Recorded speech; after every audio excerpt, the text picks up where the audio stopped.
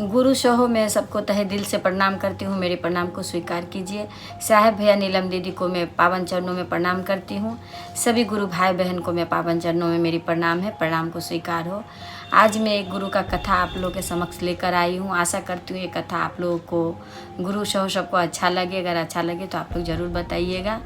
तो कथा इस तरह से है कि दो भाई रहते थे। दोनों भाई में आपस में बनती नहीं थी, तो गांव वालों ने सोचा कि दोनों को जो है सो अलग अलग कर दिया जाए, दोनों का सामान है वितरण कर दिया जाए।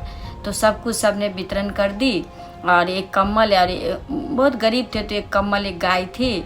तो गांव वालों ने कहा कि ऐसा करो कि कम्मल एक भाई ले लो और गाय एक भाई ले लो, ऐसे करके तुम जो है सो ये करना। तो दोनों भाई में बंटवारा कर दिया सब कुछ बातचीत करके। तो कम्मल एक जन को दिया गया और गाय एक जन को दिया गया। तो कहा एक भाई ने कि सुन, एक कम्मल और एक गाय है, तो ऐसा कर, एक तू लोगे एक तू लोगे तो दोनों में किसी का नहीं होगा। तो ऐसा करना कि गाय जो है, तो बड़ा वाला को पूछा कि तू क्या करेगा, पहले तू बताओ कि तुम कहाँ से लोगे, क्या करोगे। तो बड़ा वाला भाई ने कहा कि मुझे जो गाय जो है सो मुझे भी चाहिए और कम्मल भी चाहिए। तो दोनों को ही कम्मल चाहिए और गाय चाहिए, दो ही चीज़ है, तो फिर किस तरह से सुलह होगा उसका। तो गांव वालों ने बोला कि ठीक है, इसका भी परिबंध हो जाएगा। तो बड़ा भाई से पूछा कि अच्छा गाय है तो तुम एक दिन लो और तुम एक दिन लो। तो कहा नहीं, ऐसे नहीं होगा। गाय जो है सो पीछे का भाग मैं लूँगा और आगे का भाग जो है सो मेरा छोटा भाई को दिया जाए। तो कहा कि ठीक है, ऐसा ही होगा। तो बेचारे छोटे भाई जो थे वो सारा दिन घास लाला के को उनको गाय को खिलाया करता और हट्ठा कट्ठा मोटा ताज़ा बनाया। और जब दूध देने की बारी आती थी तो बड़ा वाला भाई जो है सो दूध निकाल लेता था, क्योंकि पीछे का भाग जो था वो बड़ा वाला के हिस्से में था। तो बड़ा वाला जो है सो निकाल लेता दूध। तो छोटा वाला को बहुत बुरा लगता कि भाई देखो, मैं इतना मेहनत करके पानी में तूफान में घास लाता हूँ, इन्हें खिलाता हूँ गैया को, और मेरे दो छोटे छोटे बच्चे हैं, उनके लिए भी थोड़ा दूध जो है सो मेरे भाई मुझे नहीं देते हैं।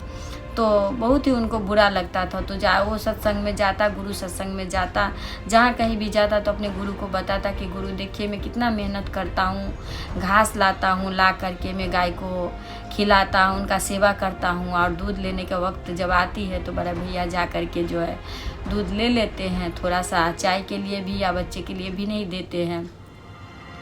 तो गुरु जो है सो वो न्याय करते हैं, तो एकदम पूरा पूरी ही न्याय करते हैं। और जब कम्मल की बारी आई तो कम्मल क्या करता था भाई, रात में कम्मल जो है सो ओढ़ लेता था, दिन में जब उनकी बारी आती थी तो कम्मल जो है सो भिगो के रख देता था। तो बेचारा को कम्मल भी नहीं नसीब होता था और गाय का दूध भी नहीं नसीब होता था। इस तरह से जो है दोनों में बहुत तकलीफ में होने लगा। तो फिर गांव वाले से बोला कि देखिए इस तरह से बहुत परेशानी हो रही है कि गाय का जो दूध है वो ले लेता है, जब इनकी ओढ़ने की बारी आती है तो भिगो देता है, ऐसा करता है। तो उन्होंने कहा कि ठीक है, ऐसे नहीं होगा, तुम लोग झगड़ा करते रहोगे इस तरह से तो नहीं होगा। चलो ऐसा करो, गुरु एक आए आकर के बोले कि सुनो। तो उनके कान में कुछ गुरुजी ऐसा ने कुछ फुसफुसा करके गुरु जो है सो कान में बोले। तो उसको बहुत ज्ञान आई। तो उन्होंने कहा कि ठीक है।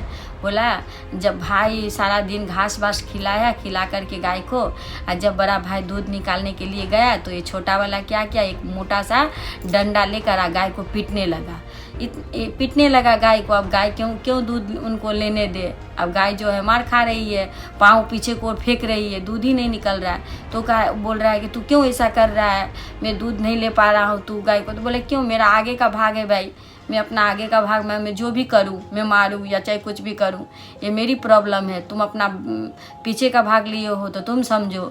डेली का वही होता था, जब वो दूध लेने जाता तो ये डंडा से गाय को जो है सो पिटाई करता हल्का हल्का, और गाय जो है सो लात मारती पीछे को। वो बेचारा मार भी खाता और दूध भी नहीं ले पाया। तो फिर कम्मल की बारी आई। कम्मल की बारी जब आई तो बड़ा भाई जो है सो रात में ओढ़ लिया और दिन में जो है कम्मल इसे दे दिया। दिन में क्या काम आता है कम्मल, रात को ही काम आता है।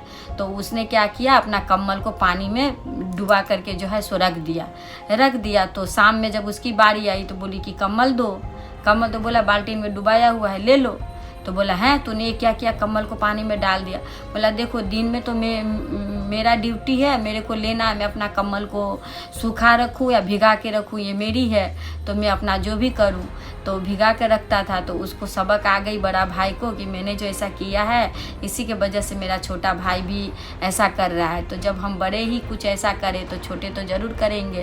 तो इसी तरह से दोनों में ज्ञान आई, बुद्धि आई गुरु के कारण।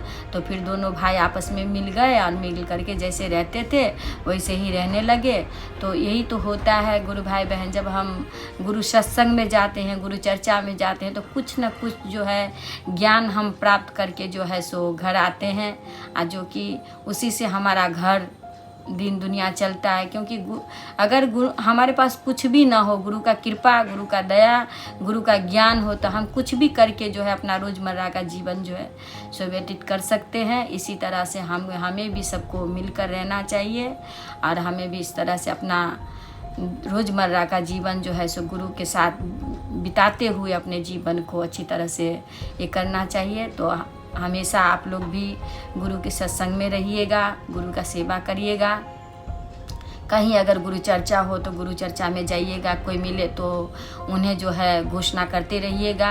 नमः शिवाय से अपने गुरु को सुबह शाम जो है सो प्रणाम कीजिएगा। ऐसे तो सारा दिन हम गुरु नाम लेते ही रहते हैं, पर दोनों टाइम हम लोगों को नमः शिवाय का जाप करते रहना चाहिए, गुरु का काम करते रहना चाहिए। जीवन की हर सुख महादेव हम लोग को देंगे।